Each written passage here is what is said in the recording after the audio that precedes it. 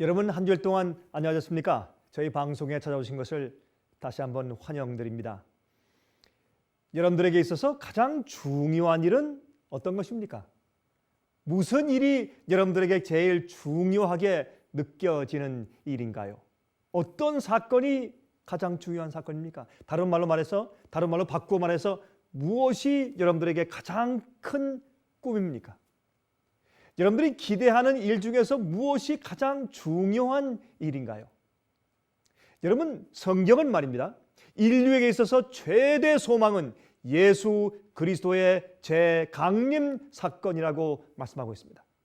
창조주께서 이 지구를 다시 방문하시는 날을 말하는 것입니다. 드디어 이 세상에서 죄의 역사가 끝나는 날입니다. 죄의 결과인 죽음과 고통과 슬픔이 영원히 사라지는 날입니다. 이제는 용서받은 인간들이 영원히 살 수 있게 되는 날인 것입니다. 원래 인간은 영원히 죽지 않고 행복하게 살도록 창조되었지 않습니까? 이제 그 원래 하나님의 계획대로 돌아가는 날이 오는 것입니다. 그것이 예수 그리스도의 재강림의 날인 것입니다. 잃었던 에덴 동산이 회복되는 날입니다. 여러분은 그날을 가장 중요한 일로 삼고 살고 계십니까? 바로 이것이 여러분의 소망이며 여러분에게 가장 중요한 사건이 되고 있습니까? 그런데 예수님 당신 자신이 이 예수님의 재강림하실 때가 가까웠다는 징조 가운데 가장 큰 징조를 말씀해 주신 적이 있습니다. 먼저 예수님께서 예언해 주신 그 재림의 징조들에 대해서 먼저 잠깐 살펴보도록 하겠습니다. 마태복음 24장은 예수께서 재림하실 말세의 징조에 대해서 말씀하고 있죠. 그것이 마태복음 24장 1절과 2절에 있는 말씀인 것을 우리가 잘 알고 있습니다. 여러분, 마태복음 24장 1절과 2절에 다음과 같은 말씀이 기록되어 있습니다. 예수께서 성전에서 나와서 가실 때 제자들이 성전 건물을 가리켜 보이려고 나오니 대답하여 말씀하시되 너희가 이 모든 것을 보지 못하느냐? 내가 진실로 너희에게 이르노니 돌 하나도 돌 위에 남지 않고 다 무너뜨리우리다 그랬습니다. 돌 위에 돌 하나도 남지 않고 다 무너뜨릴 것이라고 말씀했습니다. 감람산에서 예수님과 12 제자가 내려다본 그 예루살렘 성전의 모습은 참으로 아름다운 것이었습니다. 성전 앞에 내 기둥이 올라가는데 상아로 만들었습니다. 하얀 기둥이 올라가는데 그 기둥에 말이죠, 포도나무가 칭칭 감고 올라가는 아름다운 거기 조각이 새겨져 있습니다. 여러분, 그 예루살렘 성전의 지붕 위에는 그 돔은 금 색깔로 빛이 나고 있었습니다. 그때 예수님께서 그 아름다운 성전을 보시면서 아주 충격적인 예언을 말씀하셨습니다. 이 성전의 돌 위에 돌 하나도 첨 놓이지 아니하고 다 무너뜨려 올 것이라고 말씀했습니다. 갑자기 12 제자들은 꿈에서 깨어난 듯 놀랐습니다. 충격을 받았습니다. 예수님, 그게 무슨 뜻입니까? 이게 하나님께서 거하시는 우리 성전 아닙니까? 여러분, 예수께서 말씀하신 바로 그 예언은 AD 70년도의 문자 그대로 성취가 되었단 말입니다. 여러분, 로마 군대가 예루살렘 성을 포위한 다음에 참 참혹하게 멸망시켰죠. 그런데 이 예수님께서 예언하신 것처럼 말이죠, 그 로마 군대가 와서 포위했다가 잠깐 포위했다가 또 갑자기 아무런 이유도 없이 포위를 풀고 퇴각하고 말았습니다. 그때 예수님의 이 예언을 기억한 그리스도인들은 다 산으로 피신해 도망갔습니다. 그런데 한 3년 정도 이후에 로마 군인들이 다시 돌아와서 예루살렘 성전을 완전히 파괴시키고 그만 멸망시켜버리고 말았습니다. 폐허로 만들었습니다. 그때 수천 명이, 또 여러분 정말 수천 개의 십자가가 그 예루살렘 성 주위에 섰다고 했습니다. 얼마나 참혹하게 죽였는지. 그 당시에 110만 명 이상의 유대인들이 로마 군인들에 의해서 죽임을 당하였습니다. 약 10만 명이 포로로 잡혀갔다고 역사는 기록합니다. 여러분, 역사가 요세푸스의 기록에 의하면 길의 피가 너무나 시냇 물처럼 흘러서 정말 보기에 끔찍했다고 그렇게 기록하고 있습니다. 여러분, 성전 안에 말이죠. 성전 안에 불이 붙었습니다. 그 이유는 여러분, 이 타이터스 장군이 와서 보니까 그 성전이 너무 아름답기 때문에 이 성전은 멸망시키지 말아라, 불태우지 말아라, 그렇게 명령했음에도 불구하고 그만 실수로 한 병사가 횃불을 꺼내 던져버렸습니다. 그래서 그 성전 벽이 불타버리기 시작했습니다. 불타는데 여러분, 그 성소의 안에 벽이 전부 다 순금 아닙니까? 금들이 전부 다 녹아내리다가 이 벽돌 사이 틈틈으로 다 스며들어가는 것입니다. 그것을 꺼내기 위해서 말이죠, 군인들이 전부 다 돌들을 다 들쳐버리는 바람에 예수께서 말씀하신 예언처럼 돌이 돌 위에 하나도 첨 놓이지 않고 전부 다 무너뜨려 올 것이라는 그 예언이 정확하게 성취가 된 것입니다. 여러분, 예수님의 예언은, 성경의 예언은 말씀한 대로 정확하게 성취되어 왔습니다. 이 책은 예사로운 책이 아닙니다. 하나님의 영감의 말씀인 것입니다. 여러분, 성경은 또한 예수께서 예언하신 것을 기록하고 있는데 예수께서 말씀하기를 난리와 난리의 소문들이 일어날 것이라고 했습니다. 그러나 아직 끝은 아니라고 성경을 말씀하고 있습니다. 그런데 여러분, 마태복음 24장에 돌아가서 다시 좀 보겠습니다. 마태복음 24장에 이번엔 7절 8절을 읽겠습니다. 이렇게 말씀드리는 것을 볼 수 있습니다. 민족이 민족을, 나라가 나라를 대적하여 일어나겠고 처처의 기근과 지진이 있으리니 이 모든 것이 재난의 시작이니라 그랬어요. 이 모든 것은 재난의 시작이라 했어요. 전쟁은 물론 항상 있어 왔습니다. 전쟁은 항상 역사에 있어 왔죠. 지진과 기근도 항상 있어 왔습니다. 하지만 여기 문제가 있습니다. 예수님께서 예언하신 것처럼 전쟁과 투쟁들은 역사가 거듭할수록 역사가 마지막 시대에 올 때 우리 시대는 점점 더 그 크기와 빈번도가 강해진 것입니다. 지진과 기근도 마찬가지입니다. 그 빈번도가 점점 많아지고 또 심해지기 시작했습니다. 여러분, 인류 역사상 1900년도 이전까지 기록된 리chter 스케일 6도 이상의 강진은 약 한 10번밖에 없습니다. 하지만 1900년도 이후에만 지난 한 100년 정도 안에 6.0 이상의 강진이 수십 번 일어났습니다. 얼마나 이상한 일입니까? 인류 역사 전체 동안에 약 한 몇 번밖에 없었던 지진이 마지막 시대도 와서 지난 한 100년 동안 수십 번의 큰 지진들이 생겼습니다. 적은 지진은 또 이루 말할 수 없이 많이 생겼습니다. 어떤 때는 이 지구상에 말이죠, 하루에도 한 1000번씩 지진이 생긴다 그러죠. 그러나 너무 미세하기 때문에 크게 드러나지 않지만은, 여러분, 이번에 중국의 놀라운 지진을 좀 보십시오.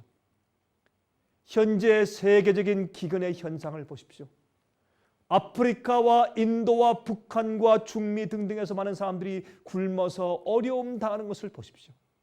현재 세계 인구 중에 3분의 2가, 여러분 들으셨습니까? 현재 세계 인구 중에서 3분의 2가 배고프다 하는 느낌을 가지고 잠자리에 든다는 것입니다. 여러분, 특히 민족들 간의 전쟁들을 보십시오. 성경을 말씀하기를 마지막 시대 되면 민족들 간의 전쟁이 있을 것이라고 말했습니다. 종족 전쟁입니다. 여러분, 2차 대전을 보십시오. 유태인들의 학살을 보십시오. 아프리카의 인종 전쟁들을 보십시오. 인도와 파키스탄의 종교 전쟁을 보십시오. 중동 지방의 인종 전쟁들을 보십시오. 여러분, 이삭의 자손들과 이스마엘의 자손들이 지금까지 아랍과 이스라엘로 바꿔져서 지금 싸움을 싸우고 있지 않습니까? 여러분, 이락 전쟁 이후에 끊임없이 일어나고 있는 이슬람 세력의 분쟁들을 보십시오. 그리고 현대 테러 전쟁들을 보십시오. 놀라운 일이 아닙니까? 성경은 끊임없이 민족 전쟁과 나라와 나라 사이의 전쟁들이 있고 난리와 난리의 소문이 있겠다고 성경 말씀했습니다. 항상 있어 왔지만은, 지진과 기근도 항상 있어 왔지만은 마지막 시대는 그 스케일이 더 커지고 더 격렬하며 더 빈번하게 일어날 것을 성경은 말했습니다. 지금 바로 우리가 그 마지막 시대 살고 있는 것입니다. 예수님께서 이 땅에 속히 오실 것입니다. 여러분은 준비하셔야 합니다. 전적으로 회개하고 예수님을 공중에서 만날 그런 영적인 준비를 하셔야 할 것입니다. 마태복음 24장 9절부터 14절까지 보시면 다음과 같은 말씀이 기록되어 있습니다. 아까 이제 우리가 마태복음 24장을 읽었는데 이번엔 말이죠. 9절부터 14절까지 말씀을 좀 보겠습니다. 다음과 같이 말씀되어 있습니다. 그때 사람들이 너희를 환난에 넘겨주겠으며 너희를 죽이리니 너희가 내 이름을 위하여 모든 민족에게 미움을 받으리라. 그때 많은 사람이 시험에 빠져 서로 잡아주고 서로 미워하겠으며 거짓 선자가 많이 일어나 많은 사람을 미혹하겠으며 불법이 성함으로 많은 사람의 사랑이 식어지리라. 그러나 끝까지 견디는 자는 구원을 얻을 것이라. 이 천국 복음이 모든 민족에게 증거되기 위하여 온 세상에 전파되리니 그제야 끝이 오리라 그랬습니다. 여러분이시여, 앞으로 이 땅에 환란이 있을 것이라고 했습니다. 성경이 환란에 대해서 두 가지를 언급하는데 중세기 때 여러분 그 엄청난 종교적인 핍박이 있었습니다. 종교 암흑 시대, 그걸 환란이라고 말했습니다. 그것도.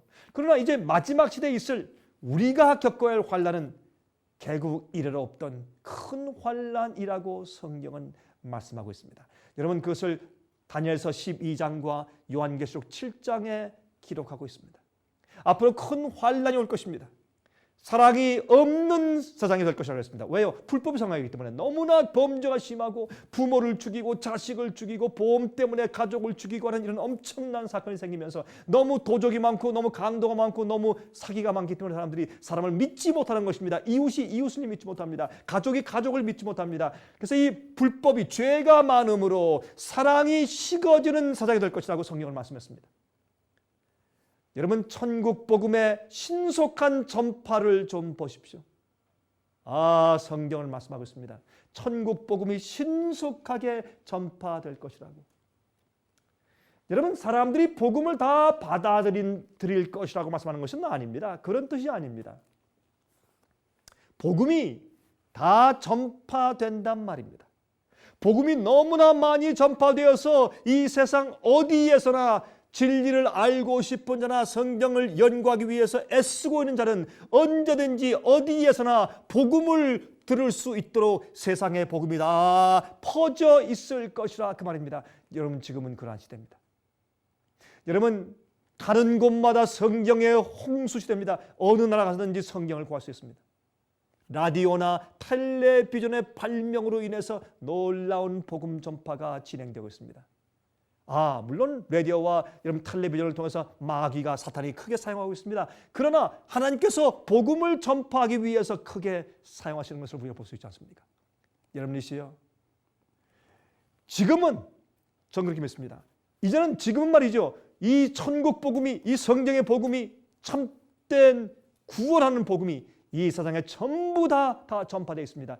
정말 그 사람들이 어디에 살든지 어느 지역에든지 간절히 진리를 찾고 영생을 갈구하기만 하면, 진정한 마음으로 기도하면 돌아보면서 찾아서 집어들 수 있을 정도로 복음이 다 전파되어 있습니다. 미국처럼 그렇게 다 전파되어 있지 않을지라도 정말 거기에 간절히 바라는 사람만 있으면 그 지역에서도 복음을 찾아서 발견할 수 있도록 그렇게 많이 전파되어 있습니다. 이러한 시점에 예수님께서 경고하셨습니다. 마태복음 24장 24절부터 27절 읽겠습니다. 마태복음 24장 24절부터 27절입니다. 거짓 그리스도들과 거짓 선지자들이 일어나 큰 표적과 기적을 보이어 할 수만 있으면 택하신 자들도 미혹해 하리라. 보라, 내가 너에게 미리 말하였노라. 그러면 사람들이 너에게 말하되 보라, 그리스도가 광야에 있다 하여도 나가지 말고 보라, 골방에 있다 하여도 믿지 말라. 번개가 동편에서 나서 번쩍임같이 인자의 임함도 그러하리라. 여러분 요즘 말이죠. 예수께서 나타났다. 지금 여기 임자셨다 가셨다. 뭐 그런 가르침과 그런 말들을 많이 합니다. 여러분이시여, 그러나 예수께서 여기 있다 저기 있다고 해도, 뭐 골방에 있다 광야에 있다 해도 나가서 보지 말라고 말씀했습니다. 왜? 예수께서 오실 때 모든 각인의 눈이 다 볼 수 있게 이 번개가 동쪽에서 서편까지 번쩍임같이 다 누구나 다 볼 수 있게 올 것이다, 그렇게 말씀했습니다. 또한 요한계시록 1장 7절에 말씀했습니다. 보라, 구름을 타고 오시리라. 각인의 눈이 그를 보겠고, 누구나 각 사람의 눈이 다 예수님을 볼 수 있도록 그렇게 임할 것입니다. 예수님께서 비밀리에 오시는 것이 아닙니다. 예수님께서 감람산 위에서 부활하시고 승천에 올라가실 때 예수께서 천사들을 통해서 말씀하셨죠. 너희가 본 그대로 다시 오실 것이라. 예수님이 오시는 방법을 말씀했습니다.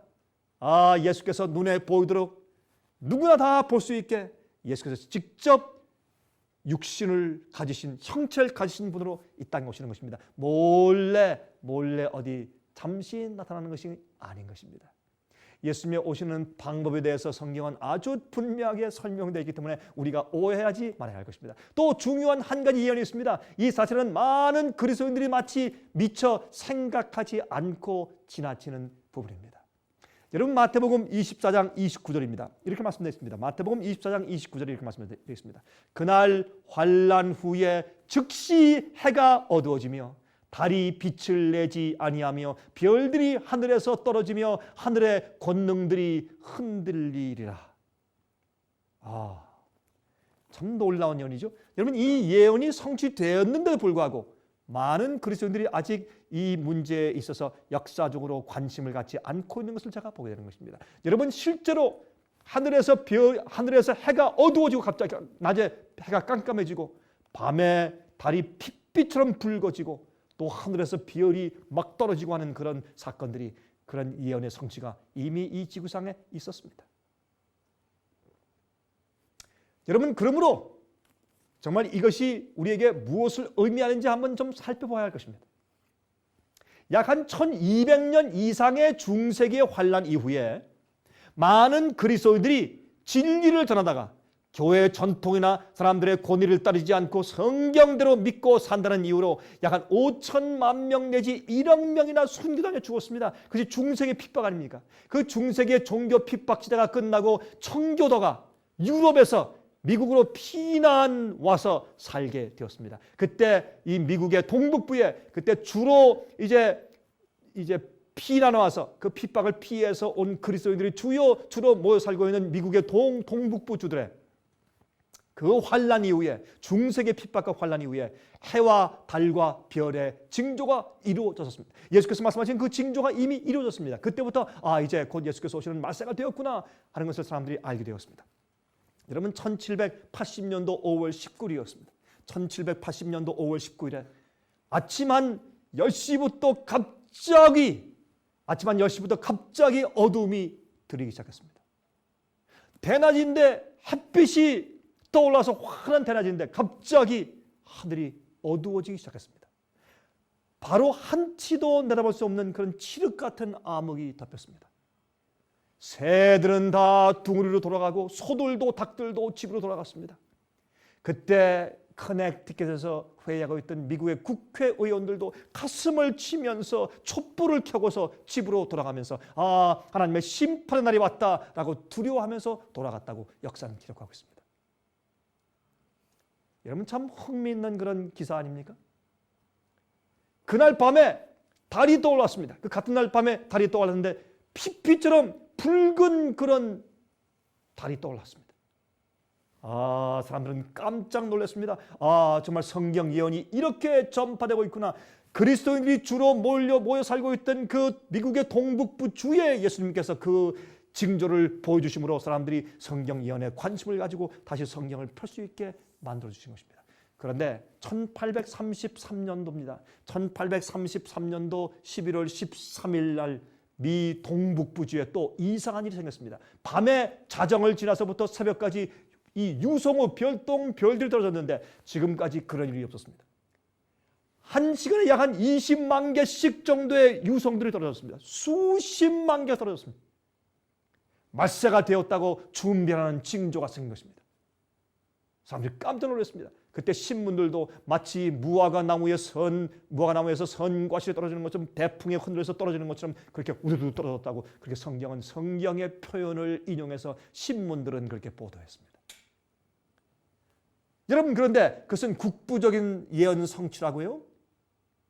여러분, 미국에만 있는 예언 성취지 세상 전체는 성취가 아니지 않습니까? 그렇게 말하는 분들이 있을지 모릅니다. 그러나 기억하십시오. 여러분, 성경 예언 가운데 가장 중요한 예언이 무엇입니까? 예수님의 초림과 십자가 예언 아닙니까? 근데 예수님의 초림과 십자가에 돌아가시는 그 예언의 성취는 얼마나 특부적인 것이었습니까? 유대 땅과 예루살렘에서만 볼 수 있는 일이었지 않습니까? 마찬가지로 주님께서 그 당시에 미국 동북부에 말이죠. 뉴 잉글랜드 주들이라고 하는 그 5개 주에서 볼 수 있는 그런 징조를 보여주신 것은 그곳에 성경을 사랑하는 그리스도인들이 주로 모여 살고 있었기 때문이었습니다. 여러분, 누가복음 21장 25절부터 27절을 읽습니다. 이제는 누가복음 21장입니다. 21장 25절부터 27절 제가 읽겠습니다. 1월 성신에는 징조가 있겠고, 지금 우리가 공부했죠? 해와 달과 별의 징조가 있겠고 말세. 지금 땅에서는 말이죠. 하늘에는 그런 징조가 있었죠. 땅에서는 민족들이 바다와 파도의 우는 소리를 인하여 혼란한 중에 곤고하리라. 사람들이 세상에 임할 일을 생각하고 무서워함으로 기절하리니 이는 하늘의 권능들이 흔들리겠습니다. 그때 사람들이 인자가 구름을 타고 능력과 큰 영광으로 오는 것을 보리라 그랬습니다. 여러분, 이 땅에선 말이죠. 이미 하늘에서 해, 달, 별의 징조가 있었죠. 이제 땅에서 징조는 무엇입니까? 마지막 시대, 바로 우리가 살고 있는 이 시대에 주님께서 오시기 바로 직전에 주신 징조는 뭐라고요? 땅에서 바다의 파도에 우는 것을 보고 사람들이 두려워서 기절할 것이라. 여러분, 바다의 파도에 우는 소리. 여러분 생각해 보십시오. 이 말세에 들어와서 어떤 징조가 생겼습니까? 아시안 쓰나미, 수십만 명을 죽음으로 인도하고 많은 그 섬들과 도시를 쓸어버리고 어떤 섬들은 움직이게 만드는 엄청난 아시안 쓰나미, 미국의 뉴올린즈를 강타했던 카트리나, 또 리타, 미얀마의 놀라운 태풍, 바다의 파도가 치는 것을 보면 사람들이 두려워서 기절할 정도로 그렇게 두려운 세상이 되었습니다. 과거에 이런 일이 없었습니다. 말세가 되니까 바다의 파도에 우는 소리 때문에 사람들이 두려워할 것이라고 말씀했습니다. 그 다음에 예수께서 오신다고요. 하지만 이 세상 사람들의 태도는 노아의 때와 같을 것이라고 말씀했습니다. 마태복음 24장 38절 39절 읽겠습니다. 마태복음 24장 38절 39절에 다음과 같이 말씀되어 있습니다. 홍수 전에 노아가 방주에 들어가는 날까지 사람들이 먹고 마시고 장가들고 시집가고 있으면서 홍수가 나서 저희를 다 멸하기까지 깨닫지 못하였으니 인자의 임함도 그러하리라. 여러분, 이러한 현상에 계시지 않길 바랍니다. 여러분, 세상 사는 일에 정신이 팔려있는 현상입니다. 다 필요한 일들입니다. 직장도 필요하고 비즈니스도 필요하고 또 돈 버는 거, 가스 넣는 거 필요하죠. 하지만 사는 목적이 예수께서 다시 오시는 재림에 집중되어 있지 않단 말입니다. 이 세상에 사는 일에 집중되어 있습니다. 그런데 이 모든 재림의 징조보다 더 심각한 마지막 시대에 예수 그리스도의 재강림의 징조가 있습니다. 그 최대 징조가 있는데 그것은 교회 안에 있는 징조입니다. 교인들이 가지는 태도에 대한 징조입니다. 여러분들이 기억하십시오. 노아 홍수 때 어떻게 했습니까? 사람들이 앞으로는 심판에 대해서 관심 있는 것보다 세상에서 더 좋은 집 짓고 더 잘 사는데 온 정신을 다 기울였습니다. 술 먹고 마시고 시집가고 장가가고 사고 팔고, 그런데 정신이 팔렸습니다. 그것은 필요한 것들이지만 그것을 목적으로 하고 살고 있는 사람들입니다. 그래서 그들이 타락하는 것입니다. 여러분, 마태복음 24장 44절부터 51절까지 보시면 다음과 같이 말씀되어 있습니다.